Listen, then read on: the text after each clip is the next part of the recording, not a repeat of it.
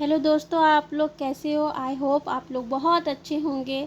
तो आज से हम लोग जो है कि CSGMU जो हमारी यूनिवर्सिटी है उसका जो पेपर फर्स्ट है, फ़िलोसफिकल पर्सपेक्टिव ऑफ एजुकेशन, उसकी जो है कि हमारे जो है कि आज से हम लोग जो है कि unit first second third fourth का जो है कि सबसे पहले हम लोग इसका जो है कि क्या कंटेंट है ये देख लेते हैं।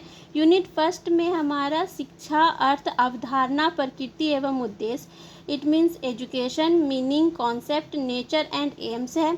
और शिक्षा के अभिकरण दूसरा चैप्टर ये है एजेंसीज ऑफ एजुकेशन, और इसमें ऑब्जेक्टिव टाइप क्वेश्चंस भी आ जाएंगे। यूनिट 2 में दर्शन शास्त्र तथा शैक्षणिक दर्शन के कार्य, philosophical and function of educational philosophy, objective इसमें भी है। यानी कि चारों यूनिट्स में आपके objective type question, short and long question होंगे।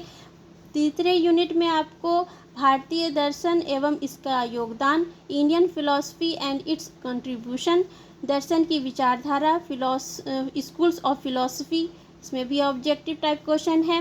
फोर्थ यूनिट में आपके भारतीय शैक्षिक विचारक महात्मा गांधी, रविंद्रनाथ टैगोर, गिज्जू भाई, स्वामी विवेकानंद एवं जे कृष्णमूर्ति है। यानी कि ये जो हमारे फोर्थ यूनिट में हमें भारतीय शैक्षिक विचारक एक इंडियन है और एक वेस्टर्न है। वेस्टर्न में हमारे जो है, इंडियन में हमारे जो है कि महात्मा गांधी, रविंद्रनाथ टैगोर, गिज्जू भाई, स्वामी विवेकानंद एवं जे कृष्णमूर्ति है। और जो वेस्टर्न एजुकेशनल थिंकर्स हैं वो हैं प्लूटो हैं, रूसो हैं, पोलो फ्रेरे हैं और जॉन डीवी हैं। तो हम लोगों को ये चारों यूनिट्स इस फ़िलॉसफ़ी के पहले जो है कि पेपर में हम लोगों का जो फ़िलॉसफ़ी पहला पेपर है सेमेस्टर फर्स्ट का, उसमें हमें ये चारों यूनिट्स पढ़ने हैं। तो आज से हम ये शुरू करते हैं। तो क्वेश्चन नंबर फर्स्ट जो हमारा है, तो ये क्या है कि शिक्षा की अवधारणा बताइए तथा इसकी परिभाषा देते हुए इसकी विशेषता स्पष्ट कीजिए। इसके अंदर जो है कि हमारा जो ये चार जो शॉर्ट क्वेश्चन है, शिक्षा की अवधारणा बताइए, शिक्षा से तात्पर्य एवं प्रकृति को समझाइए, शिक्षा की विशेषताएं स्पष्ट कीजिए, शिक्षा की परिभाषाएं दीजिए, ये सारे चार क्वेश्चन इसके अंदर सॉल्व आउट हो जाएंगे। और ये जो है ये क्वेश्चन कानपुर में 2017 में आया हुआ है। ठीक है, तो हम शुरू करते हैं। क्या है कि अति प्राचीन काल से ही शिक्षा मानव के सर्वांगीण विकास का स्रोत रही है।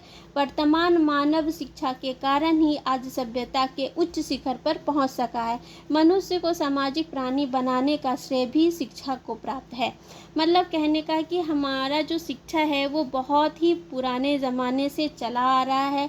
शिक्षा के कारण ही मनुष्य का सर्वांगीण विकास होता है, और उसके जो है कि और उसके कारण जो हमारा वर्तमान का मानव है, शिक्षा के कारण ही आज सभ्यता के उच्च शिखर पर जो है कि पहुंच पाया है।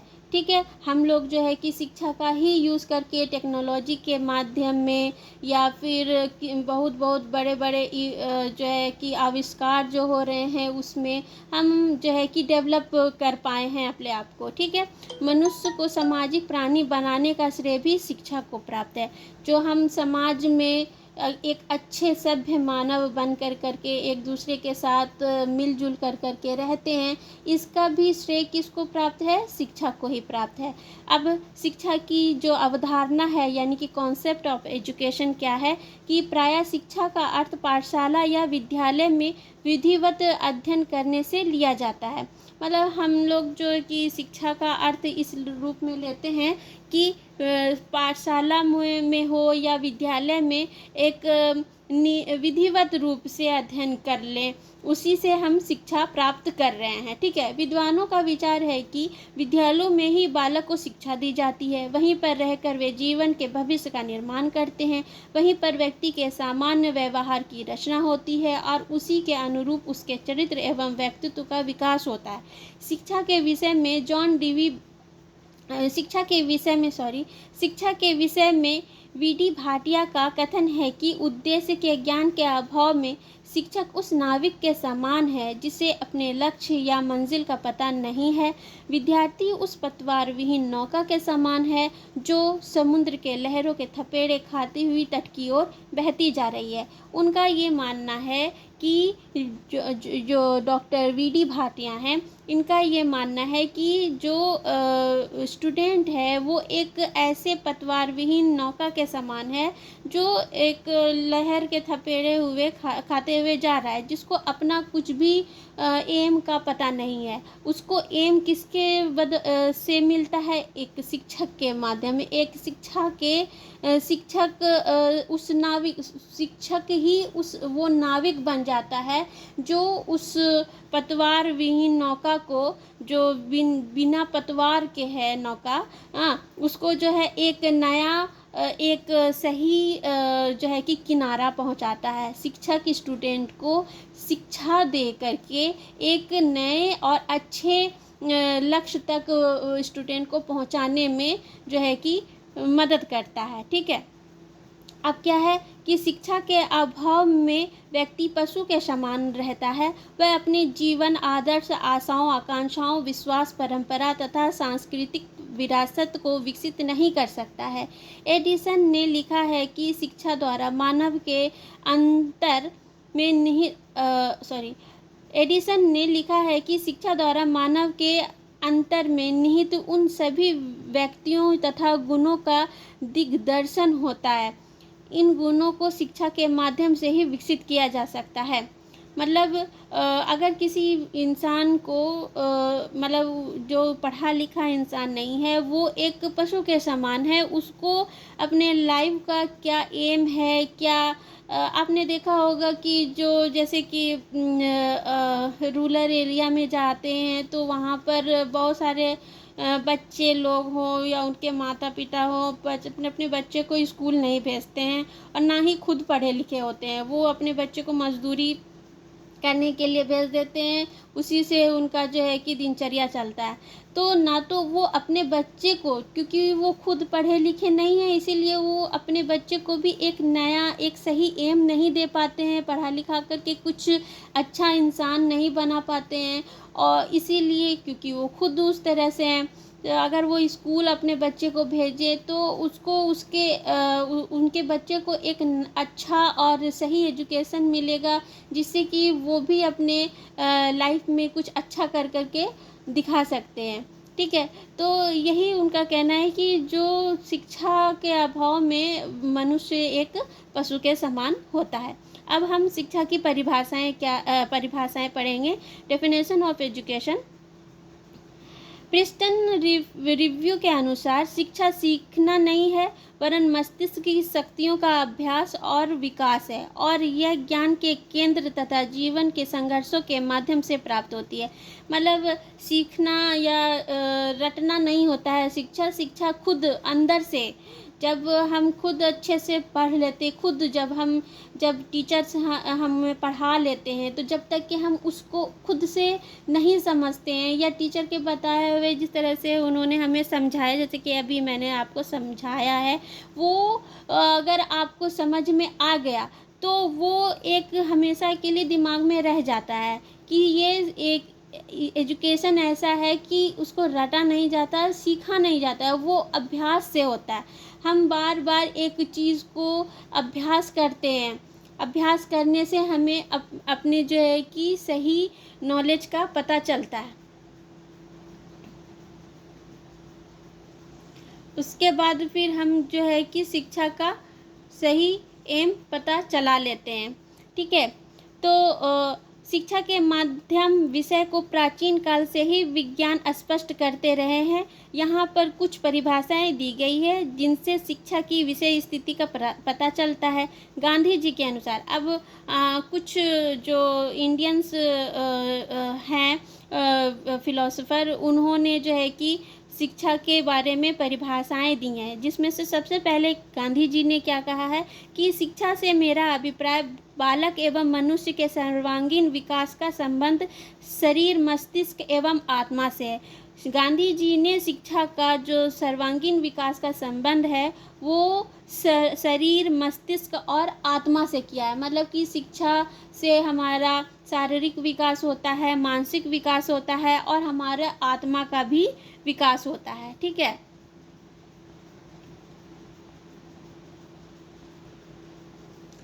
अब दूसरे हैं स्पेंसर के अनुसार क्या है कि शिक्षा में आदतों, स्मरण, आदर्श, स्वरूप, शारीरिक एवं मानसिक कौशल, बौद्धिकता एवं रुचि, नैतिक विचार एवं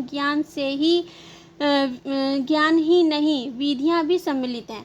मतलब शिक्षा में हमारा आदर, स्मरण, आदर्श, स्वरूप, शारीरिक, मानसिक कौशल, बौद्धिक एवं रुचि, नैतिक विचार, ये सब के साथ साथ ज्ञान ही नहीं विधियां भी, हम किस तरह से अपने एजुकेशन को कहाँ पर यूज़ कर रहे हैं वो भी सम्मिलित है, वो भी है, उसके साथ है, जुड़ा हुआ है। ठीक है।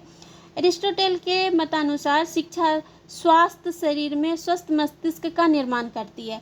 एरिस्टोटल कहते हैं कि अगर स्वस्थ मस्तिष्क है, स्वस्थ शरीर है, तो हमारा स्वस्थ मस्तिष्क का निर्माण होगा। वो भी सही कह रहे हैं, क्योंकि अगर किसी जो कमज़ोर इंसान है, जिसका शरीर स्वस्थ नहीं है, जो बच्चा पढ़ने लिखने में उसका शरीर बहुत वीक है, वो सही से अपने पढ़ाई के उधर कंसंट्रेशन नहीं लगा सकता है। ठीक है। तो इसीलिए जो है कि स्वस्थ शरीर होगा तभी स्वस्थ मस्तिष्क का निर्माण होगा। ठीक है। हाँ, तो प्लेटो के अनुसार क्या होता है कि शिक्षा से मेरा तात्पर्य उस प्रशिक्षण से है जो अच्छी आदतों के द्वारा बालकों में नैतिकता का विकास करे। मतलब प्लेटो जो है कि शिक्षा जब हमको अच्छे से प्राप्त हो जाता है तो हमारे अंदर क्या आती है, अच्छी आदतें आती है। शिक्षा से के द्वारा ही हम अपने अंदर नैतिकता का विकास कर सकते हैं। प्लेटो का यही कहना है। कांट के अनुसार शिक्षा व्यक्ति का वह संपूर्ण विकास है जिसके लिए वह पात्र है। पेस्टालॉजी के अनुसार मानव शक्तियों का प्राकृतिक, निरंतर एवं प्रगतिशील विकास ही शिक्षा है। जॉन डीवी के अनुसार शिक्षा व्यक्ति की उन योग्यताओं के विकास का नाम है जो उसे उसके वातावरण पर नियंत्रण रखना सिखाती है और उसकी सभ्यताओं को पूर्ण करती है। स्पष्टीकरण क्या होता है, इन सब ये सब लोगों ने जो परिभाषाएं दी हैं, इन सब का स्पष्टीकरण ये है कि ये सभी परिभाषाएं यह स्पष्ट करती है कि शिक्षा एक महत्वपूर्ण प्रक्रिया है जो बालक को समाज में रहने वाले विकास की क्षमता में वृद्धि करने में महत्वपूर्ण योगदान देती है। शिक्षा में अनेक महत्वपूर्ण गुण होते हैं, वे गुण शिक्षण के माध्यम से ही विकसित होते हैं।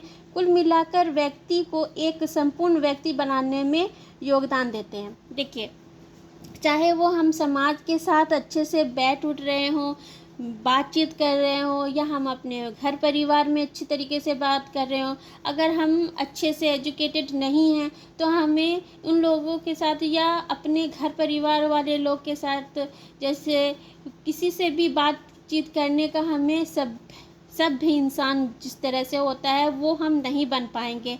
ठीक है। तो हम शिक्षा से ही हम अपने अंदर उन सब गुण को ग्रहण कर सकते हैं। ठीक है। यही हमारा स्पष्टीकरण है। और इन सब जो भी ये जितने भी ये इन लोगों ने परिभाषाएं दी हैं, आपको इनमें से 2-4 जो परिभाषा देने वाले हैं फिलोसोफर हैं, उनको जो है कि याद करना होगा, क्योंकि एग्ज़ाम के टाइम में ये लिखने के लिए आता है। ठीक है। और उसके बाद फिर है कि शिक्षा की प्रकृति को स्पष्ट कीजिए। तो शिक्षा की प्रकृति क्या है, तो शिक्षा का स्वरूप या प्रकृति क्या है, इसके संबंध में विद्वानों ने अपनी अपनी राय स्पष्ट की है। शिक्षा, विज्ञान या कला, शिक्षा से संबंधित इन समस्याओं पर पीछे से असमंजस्य की स्थिति बनी हुई है। ठीक है। क्या है कि शिक्षा की प्रकृति क्या है, नेचर। मतलब कि कुछ विद्वानों ने इसको विज्ञान कहा है और कुछ इसको कला कह रहे हैं। विज्ञान शिक्षा से जोड़ना है कि हम जो भी वैज्ञानिक अनुसंधान करते हैं टेक्नोलॉजी के माध्यम से, बड़े बड़े जो हम आविष्कार कर रहे हैं विज्ञान में, मनोविज्ञान हो चाहे विज्ञान हो चाहे सामाजिक शास्त्र हो, इन सब से जो है कि हम अब पहले ज़माने में कितना पहले से लेकर के अब तक के हमारा समाज, हमारा एजुकेशन, हमारा जो टेक्नोलॉजी है, ये सब कुछ कितना डेवलप हो गया है, किसके माध्यम से हुआ है? तो हम जब शिक्षा को विज्ञान से जोड़ रहे है ना, उससे तो ये हुआ। और फिर कला से जुड़ने का क्या है कि हमारे अंदर जो है कि कलात्मक चीज़ें आई हैं, जैसे कि पुराने ज़माने में जो कलाकृति होती रहती थी, वो भी एक एजुकेशन है, ठीक है। जैसे हम खाना बनाने के लिए सीखते हैं, आजकल क्या है कि वेस्टर्न खाना कैसे है, उसमें क्या क्या चीज़ पड़ता है, वेस्टर्न है, थाई है फूड है और चाइनीज़ फूड है, इन सब को हम इंडियन लुक दे रहे हैं। हाँ, तो किस तरह से हमारा ये सब जो है कि कला है, ठीक है। चाहे वो पेंटिंग हो, चाहे वो कुछ भी हो जो हमारे आर्ट से रिलेटेड है, वो जो है कि हम शिक्षा को उस आर्ट से भी जोड़ रहे हैं। तो हमारे जो ये सब फिलोसोफर हैं, ये इस विज्ञान और कला के बीच में असमंजस्य है कि ये शिक्षा जो है वो विज्ञान है या कला है। आगे जाते हैं, ठीक है। विज्ञान क्या है? विज्ञान ज्ञान को एक विशिष्ट शाखा है। विज्ञान क्या है? विज्ञान ज्ञान की एक विशिष्ट शाखा है जिसकी कसौटी अनिवृत्ति या उपागम है, ना कि विषय वस्तु। कार्ल पियर्सन के अनुसार सभी विज्ञानों की एकता उनमें विधि शास्त्र में निहित होती है, ना कि विषय वस्तु में। विज्ञान की प्रमुख विशेषता तथ्यात्मक सार्वभौमिकता, उसके नियमों की प्रामाणिकता, कार्यकरण संबंधों की खोज तथा नियमों पर आधारित भविष्यवाणी करना इत्यादि विज्ञान तथ्यों एवं सत्यों की एक व्यवस्था है। मतलब कि जो भी हम खोज कर रहे हैं, जो भी हम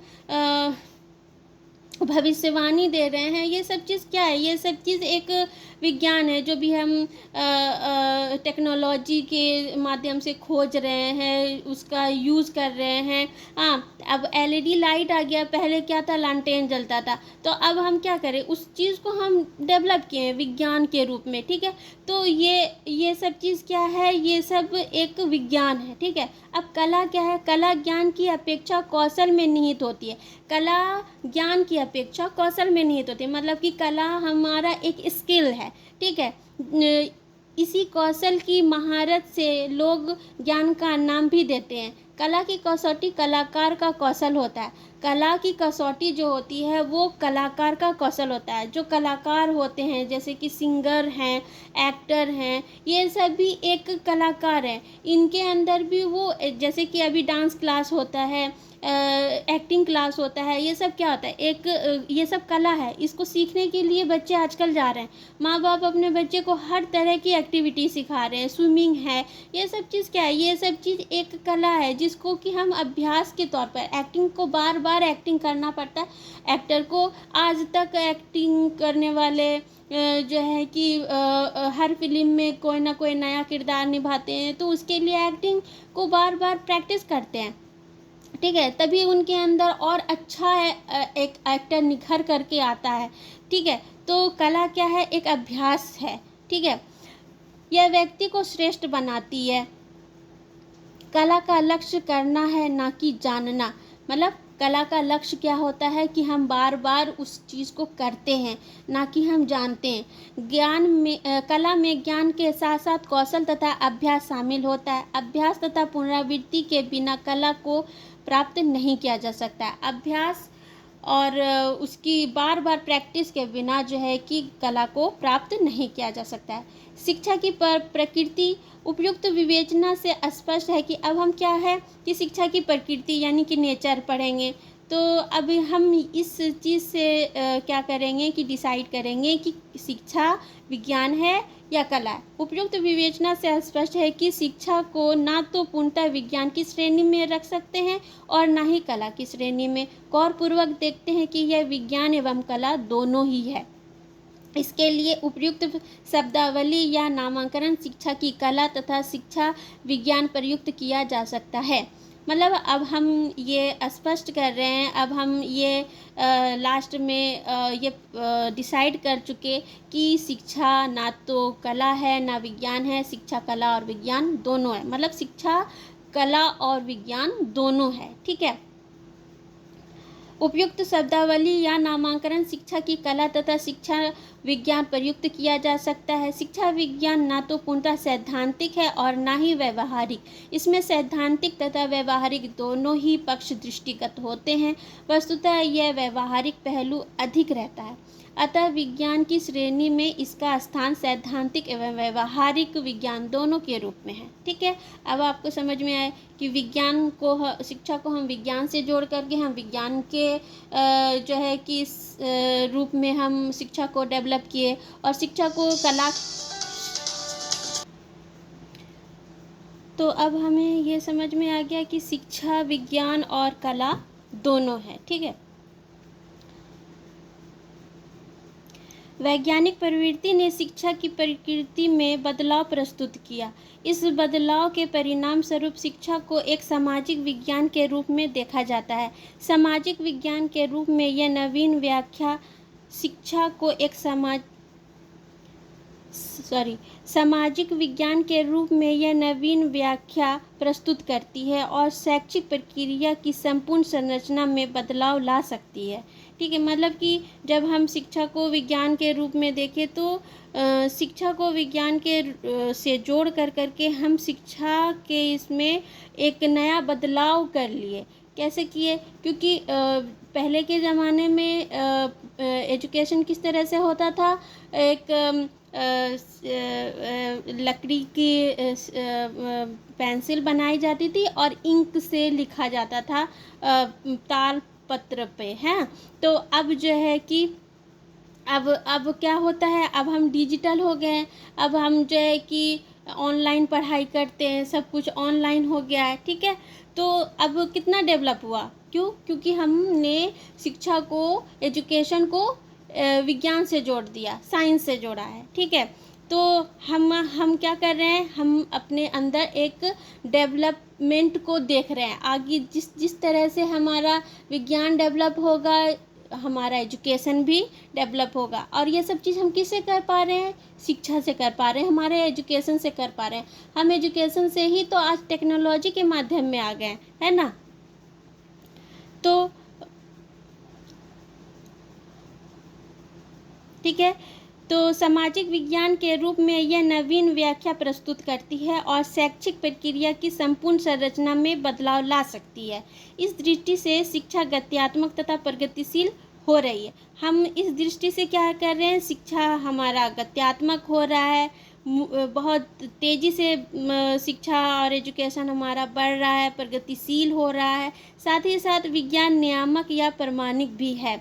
इस प्रवृत्ति के फलस्वरूप शिक्षा के विषय क्षेत्र में शैक्षणिक मूल्यांकन, शैक्षिक अनुसंधान, शैक्षिक तकनीकी आदि को स्थान मिला है। मतलब इसके हिसाब से, इसके अनुसार हम जो है कि शिक्षा के विषय क्षेत्र जो हमारा है उसमें जो है कि शैक्षिक मूल्यांकन, शैक्षिक अनुसंधान, शैक्षिक तकनीकी आदि में इसको स्थान मिला है। शिक्षा को विज्ञान से इससे हमने जोड़ा।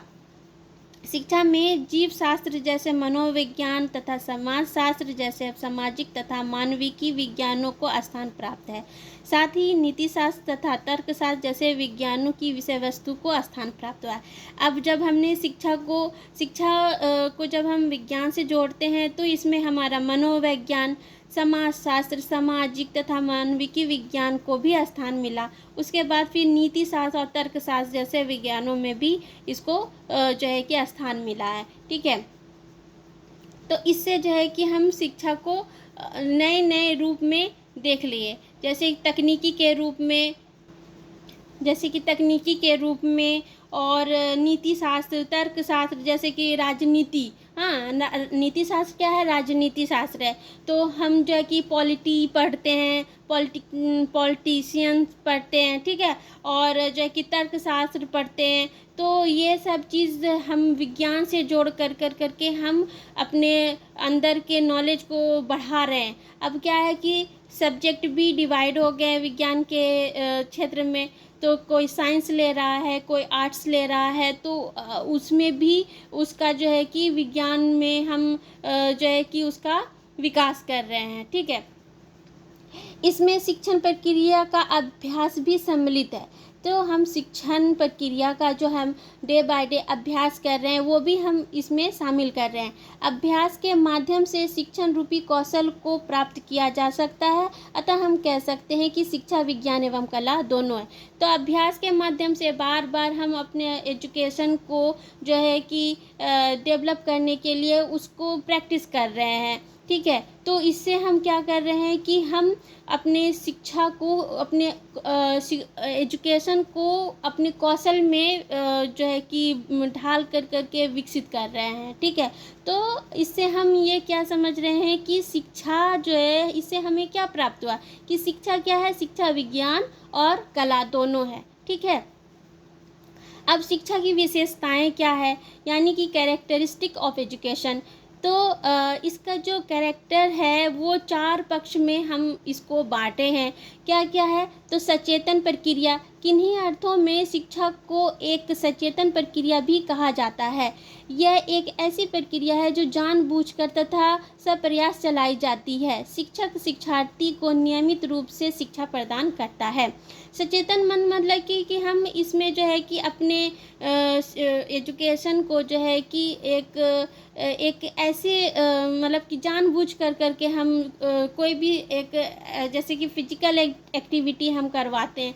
तो ये क्या होता है, बच्चों लोगों के अंदर कोई डायग्राम बनवाना या फिर कुछ उसको जो है कि बहुत सारे चीज़ जो एक्टिविटी बच्चे लोगों को, फुटबॉल है, क्रिकेट है, सॉन्ग है, सिखाना है, डांस करवाना है, ये सब चीज़ क्या है, एक जो है कि हम सचेतन प्रक्रिया करा करके शिक्षक जो है कि शिक्षार्थी को नियमित रूप से शिक्षा देते रहते हैं।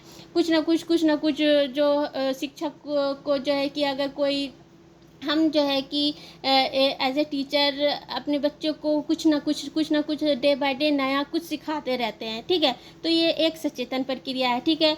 यह विकास की एक प्रक्रिया है। क्या है कि शिक्षा के परिणाम स्वरूप व्यक्ति का विकास होता है। विकास उस प्रक्रिया को कहा जाता है जिसके द्वारा आंतरिक शक्तियों का प्रकटीकरण या प्रस्फुटन होता है। शिक्षा में बाहर से कुछ भी थोपा नहीं जाता, बल्कि अंदर से विकास होता है। मतलब विकास की एक प्रक्रिया है, यह एक विकास की प्रक्रिया है। मतलब कि शिक्षा जो है कि हम जो है कि बार बार एक आंतरिक प्रक्रिया है। मतलब अगर हम जैसे कि कोई बच्चा डल है, ठीक है, तो उसके अंदर उसका आंतरिक विकास नहीं हो रहा है। टीचर कितना भी उसको समझा रहा है, वो उसके अंदर उसका विकास नहीं हो रहा है। क्यों? क्योंकि वो एक अच्छे तरीके से उस पढ़ाई को लेकर के नहीं चल रहा। और कोई बच्चा एक क्लास में बहुत अच्छा है पढ़ने में कि एक बार समझाने से तुरंत समझ में आ जाता है, तो वो क्या करता है, वो अपने उस शिक्षा को, उस जो भी टीचर बता रहे हैं, समझा रहे हैं, उसको वो गौर से सुनता है और अपने अंदर उसको उस एजुकेशन को ला करके अपने दिमाग को डेवलप करता है, विकसित करता है, ठीक है। और ये सब चीज़ हम बार बार एक अपने से खुद से प्रैक्टिस करके भी लाते हैं, ठीक है। शिक्षा एक प्रक्रिया है। शिक्षा को एक प्रक्रिया यानी कि प्रोसेस के रूप में स्वीकार किया जाता है। शिक्षा एक ऐसी प्रक्रिया है जो जीवन भर चलती रहती है। शिक्षा की इस प्रक्रिया से ही जीवन का विकास होता है। शिक्षा एक प्रक्रिया है जो कि जीवन पर्यंत चलती रहती है, ठीक है। जैसे कि जब बच्चा जैसे पैदा होता है, डे 1 से ही उसको जो है कि और डे मतलब कि जब तक कि वो बड़ा होने के बाद तक, बूढ़े होने के बाद तक भी कहीं ना कहीं से कोई ना कोई चीज़ इंसान सीखता ही रहता है, चाहे वो घर में सीख रहा हो, समाज से सीख रहा हो, ऑफिस से सीख रहा हो, अपने छोटे बड़े लोग से सीख रहा हो। शिक्षा किसी से भी सीखा जा सकता है, कहीं पर भी सीखा जा सकता है। तो शिक्षा क्या है? एक प्रक्रिया है जो जीवन भर चलती रहती है, ठीक है। कभी लाइफ से रिलेटेड कोई बात बड़ों का सीखते हैं हम, हाँ, तो कभी हम छोटों से कुछ ना कुछ सीख जाते हैं। तो ये जो है कि शिक्षा जो है कि जीवन पर्यंत चलती रहती है। शिक्षा एक द्विमुखी प्रक्रिया है। शिक्षा की प्रक्रिया में दो ध्रुवियाँ हैं, अर्थात शिक्षक तथा शिक्षार्थी या विद्यार्थी। यह भी कहा जाता है कि प्रक्रिया में शिक्षक तथा शिक्षार्थी दोनों एक दूसरे को प्रभावित करते हैं, दोनों का एक दूसरे के व्यक्तित्व पर प्रभाव पड़ता है। देखो, शिक्षा एक द्विमुखी प्रक्रिया इसलिए कहा जाता है कि द्विमुखी मतलब दो मुख है शिक्षा का, एक शिक्षक और दूसरा शिक्षार्थी। द्विमुखी का मतलब दो मुख, एक मुख शिक्षक का और एक दूसरा मुख शिक्षार्थी मतलब कि स्टूडेंट का। जब शिक्षक स्टूडेंट को पढ़ाता है तो टीचर से स्टूडेंट्स सीखते हैं, ठीक है। और अगर कोई चीज़ जैसे कि जिस तरह से क्लास में जब ग्रुप डिस्कशन होता है, टीचर ने कुछ पूछा बच्चे से, ठीक है, या ग्रुप डिस्कशन नहीं हुआ, कोई भी क्वेश्चन पूछ लिया टीचर ने बच्चे से, एक एक कर करके उठा कर करके, तो हर बच्चे का आंसर अलग होता है, ठीक है। तो इससे क्या होता है कि कोई बच्चा किसी आंसर को डिटेल में बताता है, ठीक है, और कोई बच्चा किसी आंसर को एक ऐसे सटीक तरीके से बताता है जो कि शॉर्ट में बहुत अच्छे तरीके से बताता है। तो टीचर क्या करते हैं, उससे बहुत अच्छी तरीके से प्रभावित हो जाते हैं। हाँ, तो टीचर को भी ये समझ में आता है कि हाँ, इस तरह का भी हम भी अपने अंदर इस तरह से डेवलप कर सकते हैं अपने आप को। कुछ हम भी स्टूडेंट से सीखते हैं, कुछ टीचर से स्टूडेंट सीखते हैं। तो यही द्विमुखी प्रक्रिया है, ठीक है। शिक्षा की प्रक्रिया आजीवन चलती रहती है। जैसा कि अभी हमने कहा कि शिक्षा जीवन पर्यंत चलती रहती है, यानी कि जन्म से लेकर करके जब तक कि हम हैं, जीवित हैं, तब तक के हम शिक्षा प्राप्त करते ही रहते हैं, कहीं ना कहीं किसी न किसी से। जैसे कि शिक्षा के व्यापक एवं वास्तविक अर्थ को ध्यान में रखते हुए कहा जा सकता है कि यह प्रक्रिया जीवन भर चलती रहती है। शिक्षा की प्रक्रिया जन्म से ही प्रारंभ हो जाती है तथा मृत्यु तक चलती रहती है। शिक्षा को केवल पाठशाला तथा संस्थागत शिक्षा के रूप में सीमित नहीं रखा जा सकता है ना, क्योंकि हम सिर्फ स्कूल में या किसी संस्था में ही एजुकेशन नहीं लेते हैं, हम समाज से लेते हैं, हम छोटे बड़े लोगों से लेते हैं, हम बूढ़े पुराने लोगों से लेते हैं, हम दादा नाना नानी, अपने माँ बाप, अपने भाई बहन, किसी न किसी से किसी न किसी चीज़ का शिक्षा लेते ही रहते हैं, ठीक है। तो यही है कि शिक्षा जो है कि आजीवन चलती रहती है। शिक्षा के दो पक्ष होते हैं, ठीक है। शिक्षा की प्रक्रिया के दो पक्ष होते हैं, अर्थात मनोवैज्ञानिक तथा सामाजिक। देखो, शिक्षा की प्रक्रिया जो हम शिक्षा प्राप्त करते हैं उसके दो पक्ष होते हैं, एक मनोवैज्ञानिक तरीके से हम सोचते हैं और दूसरा सामाजिक तरीके से हम सोचते हैं, ठीक है। बालक की मूल प्रवृत्तियों, संवेगों तथा प्राकृतिक शक्तियों के विकास का अध्ययन शिक्षा के मनोवैज्ञानिक पक्ष के अंतर्गत किया जाता है। देखो, मनोवैज्ञानिक पक्ष के अंतर्गत हम क्या क्या रखें कि बालक की मूल प्रवृत्तियों, संवेगों तथा प्राकृतिक शक्तियों के विकास का अध्ययन। और दूसरे तरीके में सामाजिक आदर्श क्या क्या हैं, सामाजिक आदर्शों, मूल्यों एवं मान्यताओं का अध्ययन शिक्षा के सामाजिक पक्ष के अंतर्गत किया जाता है। इस विषय में प्रसिद्ध शिक्षा शास्त्री DV महोदय का कहना है कि सभी प्रकार की शिक्षा व्यक्ति द्वारा सामाजिक जीवन की सक्रियता पूर्वक भाग लेने से आगे बढ़ती है। मतलब कि जो भी हम शिक्षा ले रहे हैं, DV महोदय का कहना है कि हम जिस भी क्षेत्र में शिक्षा हम ले रहे हैं, प्राप्त कर रहे हैं, वो हम एक सक्रिय रूप से ले रहे हैं, ठीक है, पॉजिटिव वे में ले रहे हैं। अगर हम शिक्षा को नेगेटिव वे में तो नहीं ले सकते, कभी भी नहीं लेते हैं। अगर हम लेंगे तो हम शिक्षा कभी प्राप्त ही नहीं कर पाएंगे। अगर कोई किसी के जैसे कि नहीं पढ़ने लिखने का जिसको मन करता है, वो क्या कहता है कि अरे हमको पढ़ने का मन नहीं करता, क्यों? क्योंकि वो एजुकेशन को निगेटिव में वे में लेना चाह रहा है।